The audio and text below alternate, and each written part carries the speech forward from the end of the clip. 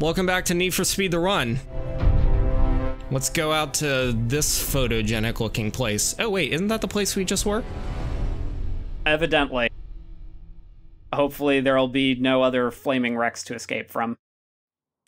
Well, you say that now, but... I guess that helicopter can appear and reappear per his desires.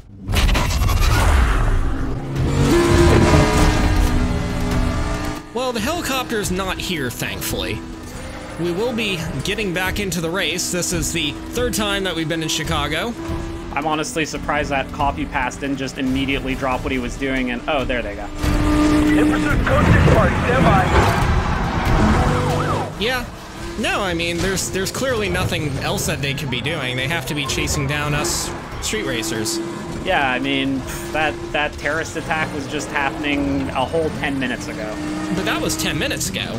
Well, you're definitely living your life counting down the seconds, so... Update, no visual on suspect. Tell me a bit about this course. There he is, I got him! Well, there's not really a whole lot to say. We actually saw all of it when we ran away in the police car. This is the bridge off of Lower Wacker. Code 6 is driving hard, gonna try something new. And the arrows denoting the course, those are in the exact same place as well? Of course. And this is the third time that we've been on this stretch of Lower Wacker. It's always one step forward, two steps back with Jack, isn't it? Yep. Now that we're in a car that can actually handle, we can take that corner on the inside, and it goes a lot better if you do. Stand by. Code 6 got through, we got through. And even with jerks trying to knock you out of the way. BCB, repeat, BCB. One thing you'll notice about the Audi R8 is that this is an all-wheel drive car. Well, what does that mean? It means that instead of oversteering when I push too hard on the throttle, it will actually kind of correct for it and try to like straighten me out as I come out of corners. It's definitely one of the qualities that would make all-wheel drive desirable on something like ice. Oh yes, absolutely. Would you say it also behaves noticeably differently under those circumstances? Well, I haven't actually tried the Audi R8 on the slippy slidey ice level. Also, I'm not entirely certain, but I'm pretty sure that the video glitched out in that cutscene a second ago. Sometimes the camera does. I wish that I could have captured it, but there was a time when I was going through beta footage where the camera just completely glitched out and didn't go under the L train. Just another portion of this game where the camera screwing with you is just something you have to deal with. Maybe that's the hidden secret of extreme mode.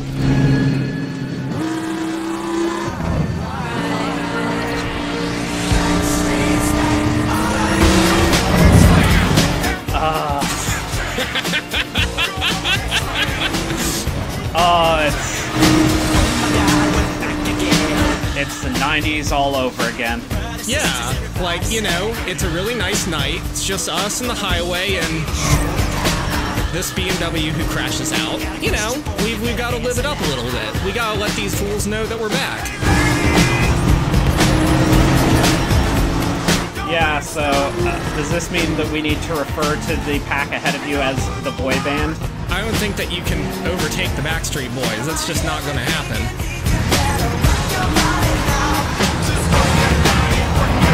So how are you expecting to get through this then? With great finesse.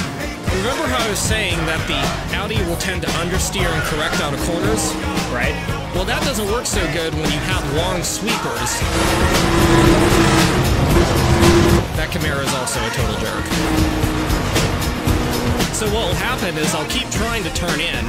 You can also set yourself up really well for this corner by taking the inside line and just using the momentum of the car to shift your weight inside. But even with that, I'm really finding it difficult to keep the car under a sustained turn. It keeps trying to correct its way out, and that's not what I want. The solution to that, naturally, is to take as wide a line as possible. I know it's not nearly the same speed, but I'm almost getting, like, Bugatti Veyron from Need for Speed Most Wanted flashback. Yeah, I can see that. That thing's less of a car and more of a Land boat. thought experiment on kinetic force. And it is very fast. The Audi is not nearly as fast, but it does okay. Yeah. It actually has a top speed of 195, which is sort of in the mid-range of T4. Lends itself well to cinematic jumps over the finish line. Part of me did sort of hope the camera would have bugged out and gone under the car as you landed on it. Not today. Well, does it look like he's going to crash into something interesting here? Can't quite tell. Not particularly. We've set ourselves up well. We are making really good time, though. Color me impressed.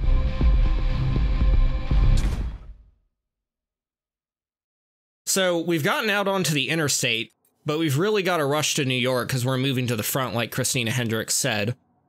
Let's take a trip up Interstate 75. Holy Toledo.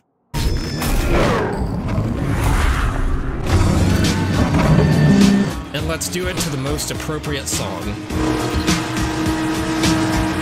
I'm not picking up on it. What are we listening to?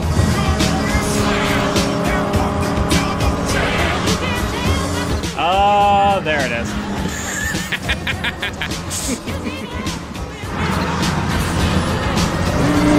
Interstate 75 in Toledo, Ohio is just Kennedy Expressway backwards, you know, from stage 7. This time, this is a lot more dangerous. We had no real issues on Kennedy Expressway, but there are a lot more cars around and there's a lot more traffic around.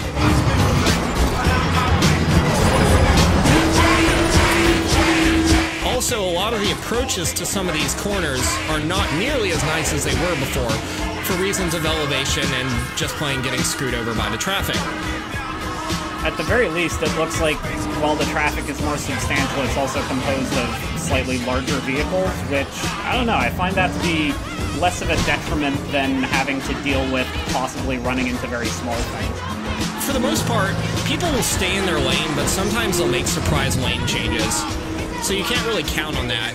You just kind of need to predict where they're going. They're coming for you, John. Who's coming for us? I'm seeing the kick-up dust effect. Is the kick-up dust effect coming for you again?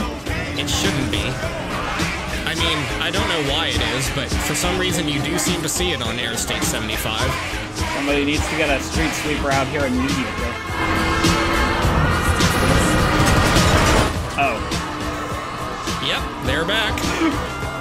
Well, I guess that technically also counts as a street sweeper? Yep, now we have to stay alive to the end.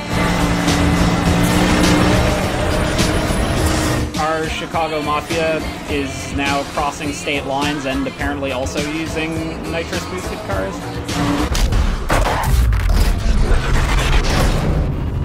Well, I mean, we don't even know if this is the Chicago Mafia. This could be the Irish mob. This could be the Oakland mob. I mean, that's where we met them. You know, it could be any one of a flavor of mobs. I want there to be a plot twist towards the end where they're all actually Yakuza. Check out the SUV still shooting at me in the background. He fights futilely against the cutscene. So this is what happens if you actually try and take this.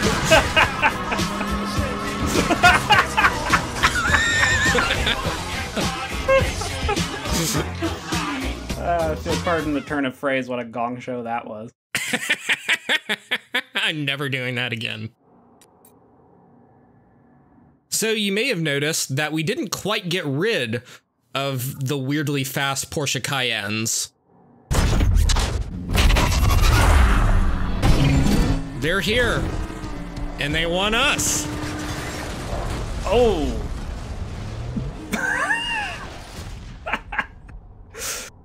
I question the use of frostbite for this game sometimes, but moments like that are what's selling me on it. Let's try that again. Sometimes the AI will just be really, really competent and just zoom up to you and shoot you. And because you have no nitrous, there's nothing you can do about that, so... Oh dear. I saw him take a wild turn just behind you when you looked back, so let's hope we can draft off this guy. Unless the cart chooses to lane change like a dick right ahead of you. So, normally you're supposed to slow down for this turn, but if you're a baller, or if you just know how to use your racing line, you can just nitrous through this and overtake the Miro without trouble. Oh, you managed to use oncoming pretty well for that, so... Thank you. Little strategies like that will make this section a lot easier. If you focus too much on trying to pass the Mira, you can actually start moving slower than you need to. And you can get wrapped up in gunfire. Well, at the very least, you're able to pretty effectively lose him thanks to his buddies. Well, yeah. He kind of crashed into those other Porsches. But, you know, this is Need for Speed, and he's back. Well, another one's back. Also, are both the guys in the backseat shooting at you at the same time? I do not know. I don't even know if those are guys. They may just sort of be disembodied guns. It's never really elaborated on. The other twist that would be fun is if they just somehow have an automated turret back there. I wouldn't put it past the mob in this game. Have you seen their gunship? Oh, I've seen their gunship. Kind of wondering what happened to it, honestly. It seemed to give up right after that heavy rain scene. So, I went into the rewards screen, and this happened. Clearly, they have no patience for this cutscene nonsense Jack is pulling. Thanks, EA. It didn't actually save me completing the stage, so I had to go back and complete it a second time. Thanks, EA. Which got us to Industrial District.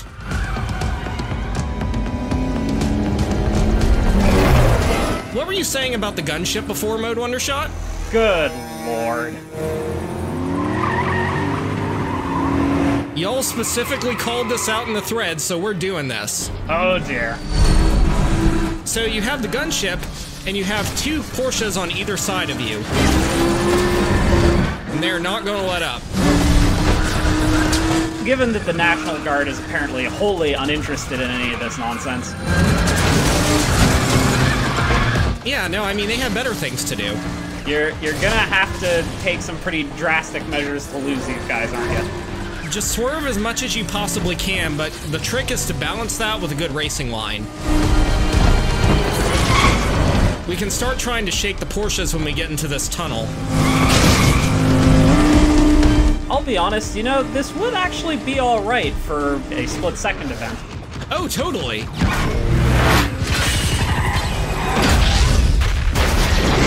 Talking of explosions... Nice. So the train yard section's pretty difficult. You have to avoid these explosives. Which means that certain paths will be cut off to you, but if you know where they're going to explode and how they're going to fan out, it's not too big. You can take that little shortcut and avoid most of them. Okay, this warehouse is almost exactly like one out of Split Second, or at least it looks like one. Yeah, there aren't any lights to collapse or anything. So we get a little bit of a reprieve from the gunship, but there it is. Emphasis on a little bit. And another couple Porsches come back to haunt us. The gunship is going to start shooting down these support beams and these pipes, so we have to dodge these and the explosions. We managed to get away from the Porsches and get into this long straight. But the helicopter sort of teleports over here and starts tagging us. If you don't save your nitrous, you will blow up here. And even if you do save your nitrous... Yeah, because it looks like he was damaging you in the cutscene.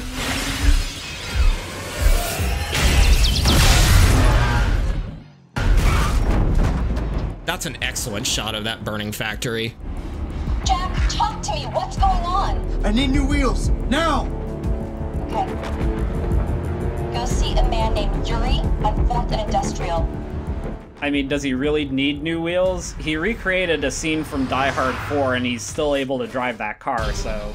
Yeah, I mean, it's an Audi, man. German engineering. I do feel like EA is definitely pushing the envelope with advertising these German automobiles. Well, I mean, Audi had a whole dealership dedicated to them. There's literally no way you can get through this game's story without driving an Audi. So what were you saying about that gunship hitting us in the cutscene? Yes. It can also tag you on this straight. And then when it TPs over here, it's still shooting at you.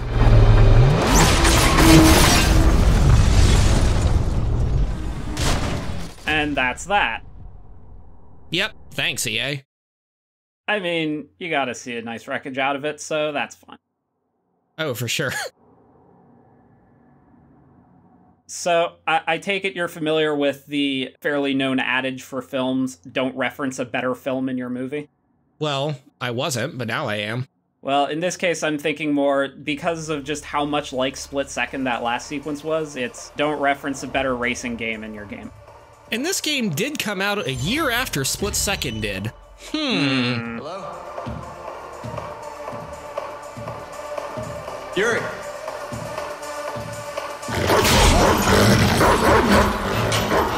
Hey, that's the dog we saw in Vegas, isn't it?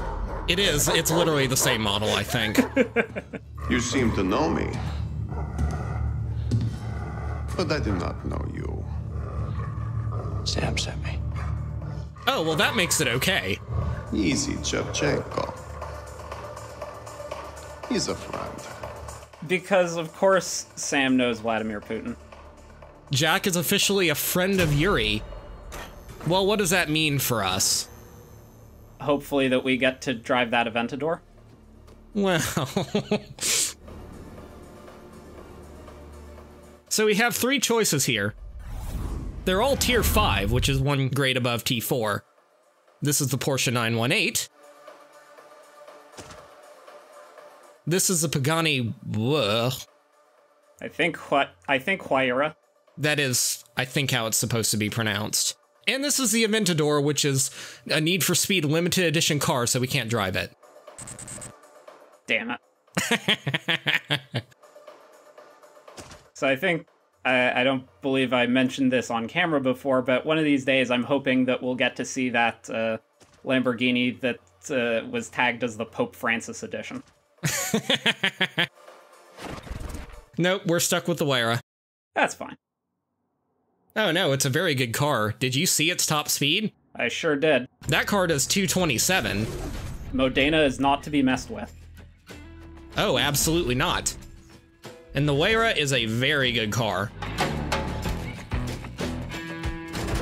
It's the fastest car in T5 by a fair margin, and also handles really, really well, especially for a rear-wheel drive car. You won't spin out in it. Very nice. Let's see if we can chase down that Zondo we saw so many episodes ago.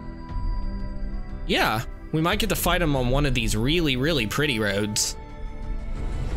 I'll look forward to it.